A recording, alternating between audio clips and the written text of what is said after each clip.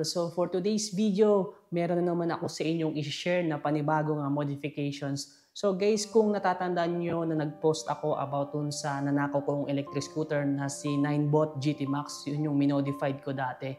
So ngayon guys, kailangan ko ulit gumawa ng panibago kong service kasi nahihirapan na talaga ako sa pag-commute, sa pagsakay sa bus, sa araw-araw. So ngayon guys, i-share ko ulit sa inyo, maggagawa ulit tayo ng almost same concept na Ninebot Max. So dito sa modifications na to guys, ang mostly ang mga parts na gagamitin natin is second hand. So marami pa kasi ako mga parts dito sa bahay na hindi ko na nagagamit. And then bumili na lang ako sa mostly sa online ng mga parts na kikailanganin ko. Maliban lang dun sa battery, which is mas prefer ko talaga na brand new yung ipapabuild natin na battery. So ito na pala yung mga parts na gagamitin natin. So i-share ko na sa inyo. So mostly guys, mga second hand lang to. So unang-una ito yung motor hub. So gagamit tayo ng 10-inch na motor hub ni Blade 10. So ayan, kung makikita nyo, second hand lang siya.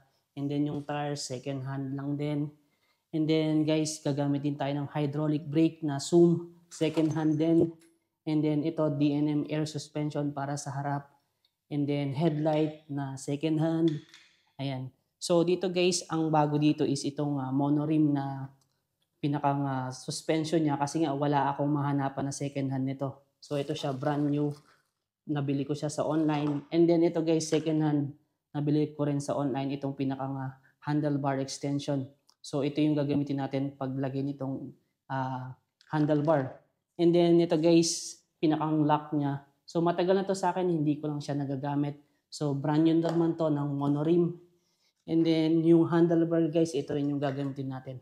So second hand lang din to. And then dito naman guys sa controller, ito brand new naman to.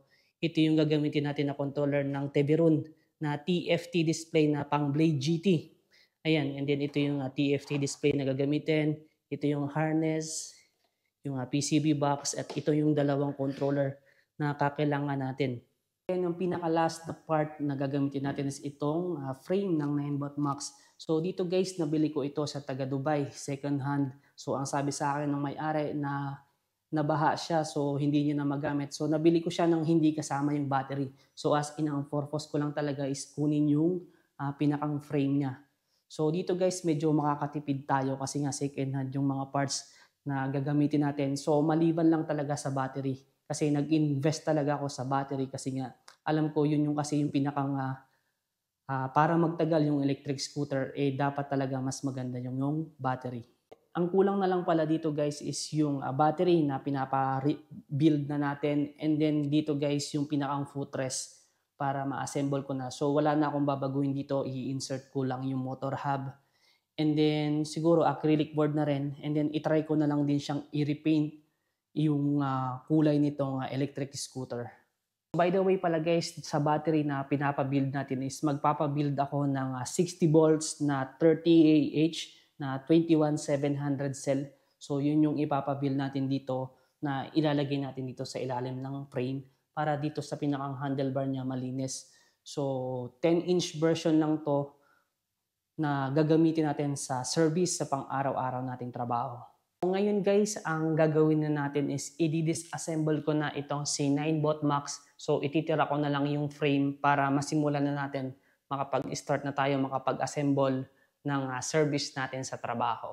Kung hindi nyo pa napapanood si Ninebot GT Max, yan yung first Ninebot Max na minodified ko ng 72 volts. So nasa descriptions yung lahat ng series na ginawa ko doon sa kanya.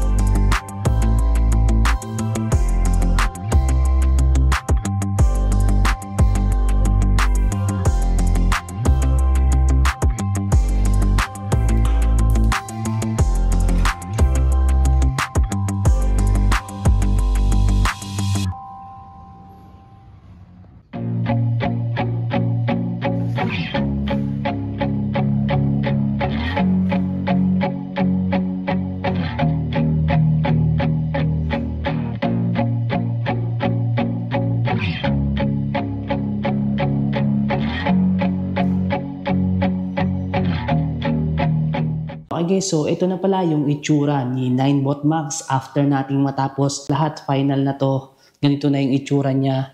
And then dito guys, kung makikita nyo, pinalagyan na lang natin siya ng sticker para hindi siya plain blue yung itsura niya.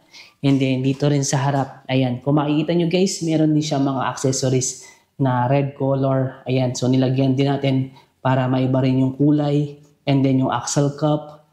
So ayan, so makikita nyo guys dito sa mismong stem niya, ayan, wala kang makikita na any wirings, which is yun yung talaga yung prefer ko, malinis tingnan yung stem. And then ito yung footrest na sinasabi ko sa inyo guys. So binili ko na lang din siya ng brand new kasi wala akong mahanapan ng second hand, so bibihira lang kasi nagbebenta nito. And then dito sa mismong frame, ayan, nilagyan ko na lang siya ng rubber mat ng Blade GT. So meron kasi akong luma dito na rubber mat. So nilagay na lang natin para hindi na tayo magpagawa ng acrylic board. And then by the way guys, pagdating pala dito sa front suspension guys, hindi ko na ikabit yung ating hydraulic. So yun yung nasabi ko sa inyo nung una kasi hindi na siya gumagana. So kaya pinalitan ko na lang siya ng spring type na suspension. Ayan, pagdating naman sa kanyang display, ito yung ating TFT display ng Teveron GT. And then kung makikita nyo guys, yung battery full charge, ayan, accurate na accurate siya, 67.2, which is yun talaga yung standard ng battery full charge ng 60 volts. And then meron din siyang key ignition. And then ito yung pinakanyang throttle. Ayan, thumb type throttle siya. Pagdating naman sa kanyang ilaw, so dito guys, nilagyan ko na lang siya dito. Kung matatandaan nyo, si Blade GT na yung LED lights niya nilagay ko sa gilid para extra ilaw na lang din for visibility sa gabi. And then ito yung ating headlight. So ayan, ito yung nilagay ko, ginamit yung headlight na pang second hand. So maliwanag din siya sa gabi guys. Pagdating naman guys sa wirings, kung makikita nyo, ito lang yung mga nakalabas dyang wire. Then dito, papunta dito sa mismong frame, ayan, tagos hanggang dito. So yan, ganyan lang siya kalinis. So mas prefer ko talaga nakatago yung battery. Ayoko nang nakalagay na dito yung battery kasi ang tendency minsan umaalog yung stem. And then at the same time, mas malinis siyang tingnan. So yun talaga yung concept ko ngayon. Ngayon guys, i-try natin siya sa top speed. Ayan, ito yung ating display, Gear 5. So i-try lang natin siya.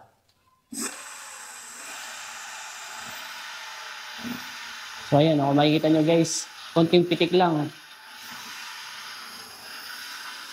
96, 99. So ayan guys, at na-share ko na sa inyo yung mga details na ginawa natin dito kay 9bot Max. So mostly guys, plug and play lang yan, insert lang.